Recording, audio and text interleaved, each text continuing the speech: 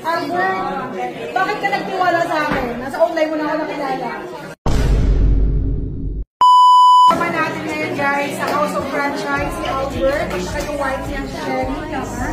Paano muna ikot yung house ng mabuo na masarili? Ano po kasi ako joyride. Joyride rider, masipag. Ready ka na ba pula?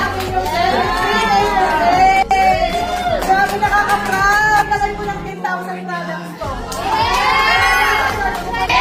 Sila lang naman yung mga tulungan ko, mga OFW, Japan. Tapos may pangarap ka, aba, we have to take action, no? Ang maganda nila sa sabi, kita muna, hindi ka naman lugi eh, di ba?